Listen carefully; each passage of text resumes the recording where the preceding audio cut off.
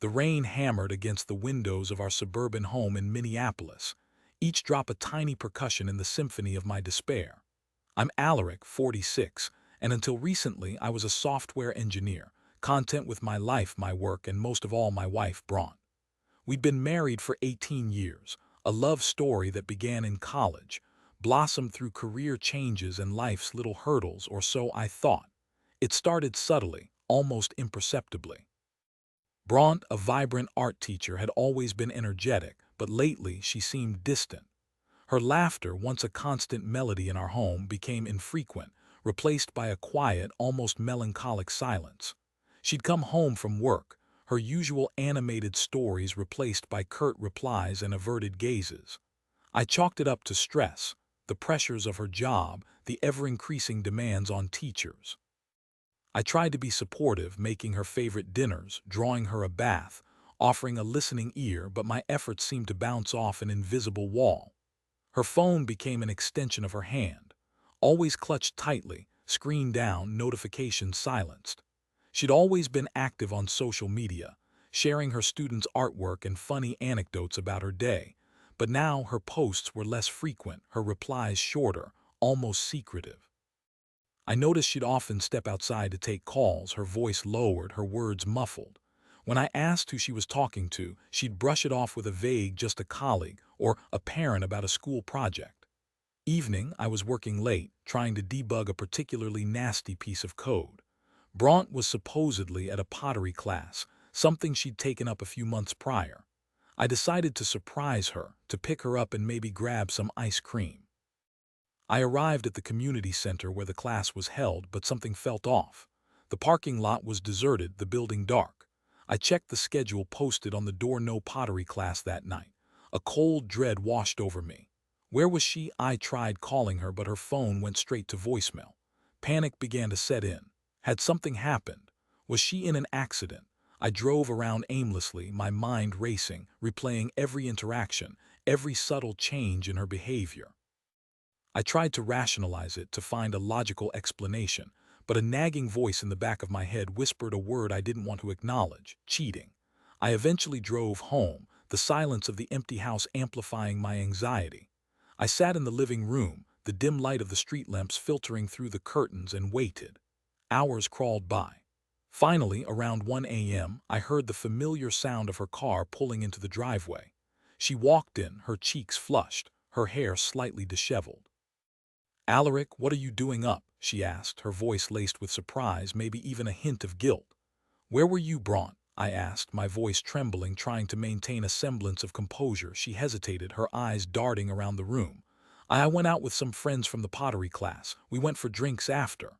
"There was no class tonight," I said, the words hanging heavy in the air. "I want to pick you up." Face paled. She opened her mouth to speak, but no words came out. The silence stretched, thick and suffocating. Finally she sighed, her shoulders slumping. "Okay, fine," she said, her voice barely a whisper. "I wasn't at pottery class." "Where were you?" I pressed, my heart pounding in my chest. She looked at me, her eyes filled with a mixture of fear and defiance. "I was with someone else," she said, the words like a physical blow. The room spun. My ears rang. I felt like I was going to be sick. "Who?" I managed to choke out. She didn't answer, just stared at the floor, tears welling up in her eyes. "Who, Bronte?" I repeated, my voice rising. "His name is Quincy," she finally said. He's a colleague from work." Quincy. The name felt like a brand seared into my skin. I'd heard her mention him before, a few times, always in passing. "He's really good at graphic design," she'd said once. "He's got a great sense of humor," she'd said another time. Harmless comments, seemingly innocent, but now they took on a sinister meaning. "Long?" I asked, my voice flat. "A few months," she admitted, her voice cracking. It just happened," I repeated, incredulous. "You've been lying to me for months, sneaking around behind my back, and you say it just happened." She started to cry, the tears streaming down her face. "I didn't mean for it to happen, Alaric," she sobbed. "I'm so sorry, sorry." The word felt hollow, meaningless. It couldn't erase the betrayal, the deception, the months of lies. It couldn't mend the gaping hole in my heart. "I don't understand," I said, my voice shaking. "Why? What did I do wrong?" She looked at me, her eyes filled with pain. "It's not you, Alaric," she said. It's me. I have been feeling restless, like I'm missing something, like I'm not living my life to the fullest, restless, missing something. These were the clicks of a midlife crisis, the hollow excuses of a cheater. They offered no comfort, no explanation, no solace. I stood up, my legs feeling like lead. I need some air, I said, and walked out of the house, leaving her sobbing in the living room. I spent the night driving, the rain blurring the city lights, my mind a whirlwind of anger, sadness, and disbelief. How could she do this to me, to us? After all these years, after all we'd been through, I thought we were happy. I thought we were in love. I was clearly wrong. The next few days were a blur of arguments, tears, and accusations. Bronte begged for forgiveness, promising to end the affair, to go to therapy, to do whatever it took to save our marriage. But the trust was broken, shattered into a million pieces. I couldn't look at her without seeing the lies in her eyes, without feeling the sting of her betrayal. I tried to talk to her, to understand what had driven her to this, but her explanations felt hollow, unsatisfying. She spoke of feeling trapped, of needing excitement, of wanting to feel alive again. But none of it made sense. I had always supported her dreams, encouraged her passions, given her the space to be herself. What more could I have done? I confided in my best friend, Caspian, a pragmatic accountant who had always been the voice of reason in my life. He listened patiently, offering words of comfort and support, but his advice was clear. Alaric, you deserve better. You can't stay with someone you can't trust. You need to think about your own happiness. He was right. I knew he was right. But the thought of ending our marriage, of throwing away 18 years of our lives, was terrifying. It felt like admitting defeat, like giving up on the future we had always imagined together. I decided to confront Quincy. I needed to look him in the eye to understand what kind of man would knowingly destroy a marriage. I found out where he lived, a small apartment in a rundown neighborhood on the other side of the city. I knocked on his door, my hands clenched into fists, my heart pounding in my chest. He opened the door, his eyes widening in surprise when he saw me. He was younger than I expected, maybe in his early 30s, with a smug, arrogant look on his face. "Alaric," he said, his voice dripping with false politeness. "What a surprise." "Want to know why?" I said, my voice trembling with rage. "Why you did this? Why you destroyed my marriage?" He shrugged, his eyes devoid of remorse. "Your wife was unhappy," he said. "I just gave her what she wanted." "She wanted," I repeated, incredulous. "You think she wanted to cheat on her husband, to betray the man who loved her?" "She wanted excitement," he said. "She wanted passion. She wanted someone who appreciated her. And you think you're that someone?" I sneered. "You think you're better than me?" He smirked. "She seems to think so." I lunged at him, grabbing him by the collar, slamming him against the wall. "You're a pathetic excuse for a man," I spat. "You're a home wrecker. You're nothing but a parasite." Struggled against my grip, his eyes filled with fear. "Get off me," he gasped. "You're crazy." I wanted to hurt him, to inflict the same pain he had inflicted on me, but I knew that wouldn't solve anything. It wouldn't bring back my marriage, it wouldn't erase the betrayal. I released him, stepping back, my chest heaving. "Just stay away from her," I said, my voice low and menacing. "If you ever come near her again, you'll regret it." He nodded, his eyes wide with fear. "I will," he stammered. "I promise." I turned and walked away, leaving him trembling in his doorway. I felt no satisfaction, no sense of closure, just a deep, aching emptiness. I returned home to find Bronte packing her bags. "I'm leaving," she said, her voice flat. "I can't do this anymore. I can't live with the guilt." "Where are you going?" I asked, my voice devoid of emotion. "I don't know," she said. "Somewhere I can start over. Somewhere I can be happy." I watched her as she walked out the door, suitcase in hand, her back turned to me. It was the last time I ever saw her. The divorce was quick and painless. We divided our assets, sold the house, and went our separate ways. I moved into a small apartment downtown, trying to rebuild my life, to find a new normal. I threw myself into my work, spending long hours at the office, burying myself in code. It was a distraction, a way to avoid thinking about Bronte, about the life we had lost. I started seeing a therapist, Dr. Anya, who helped me process my emotions, to understand the pain and anger I was feeling. She encouraged me to focus on myself, to rediscover my passions, to find joy in life again.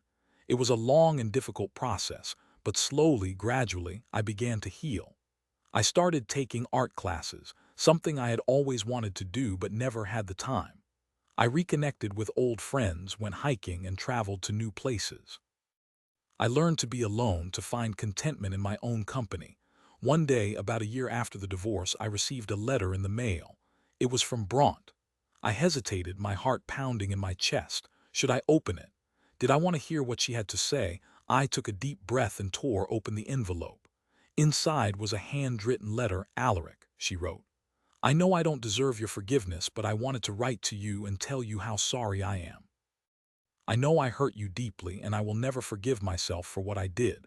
I was selfish and foolish, and I made a terrible mistake. Leaving you was the biggest regret of my life. I thought I wanted excitement and passion, but what I really wanted was love and stability. I didn't realize how good I had it until it was gone. Quincy and I didn't last. He was never really interested in me, just in the thrill of the affair. He left me a few months after I left you. I'm alone now, living in a small town in Montana, working as a waitress. It's not the life I imagined for myself, but it's what I deserve. I hope someday you can find it in your heart to forgive me. You were a good husband, Alaric. You deserved better. I'm so sorry. The letter ended there. I sat there for a long time, staring at the words, tears streaming down my face. It wasn't the apology I had hoped for, but it was something. It was an acknowledgement of the pain she had caused, a recognition of the mistake she had made. I didn't know if I could ever truly forgive her, but I knew that I could move on. I had survived the betrayal, the heartbreak, the divorce. I had rebuilt my life, found happiness again. I was stronger than I thought I was. A few weeks later, I received another piece of mail. This time, it was a small, unassuming envelope with no return address. Inside was a single photograph. It was a picture of Bronte, standing outside a small diner in Montana. She looked tired and worn, but there was a faint smile on her face. Standing next to her was Quincy, looking disheveled and defeated. He held a toddler by the hand who looked remarkably like Bronte. Below the picture, a single sentence was scrawled in messy handwriting. Karma is a dish best served cold. I stared at the picture, a strange mixture of emotions washing over me. Pity perhaps, but also a sense of grim satisfaction. They had found each other again, bound together by a child, trapped in a life of mediocrity and regret. It wasn't the revenge I had sought, but it was a form of justice, a karmic twist that brought a sense of closure. I framed the picture and hung it on the wall of my apartment, a reminder of the pain I had endured, but also a testament to my resilience. It was a symbol of my survival, my triumph over adversity, and a warning to myself to never let anyone treat me that way again. Life goes on, even after the most devastating betrayals. The scars may remain, but they fade with time, replaced by new experiences, new relationships, new possibilities. I learned that love is not always enough, that trust is fragile, and that sometimes the only way to heal is to let go and move on. And sometimes karma takes care of the rest. Years later, I met someone new, a kind and compassionate woman named Giselle. We built a life together based on honesty, respect, and mutual support. I learned to trust again, to open my heart without fear. Bronte became a distant memory, a chapter in my life that was closed but not forgotten. The rain still falls in Minneapolis, but now it doesn't sound like despair. It sounds like a cleansing, a renewal, a reminder that even after the darkest storms, the sun will always shine again.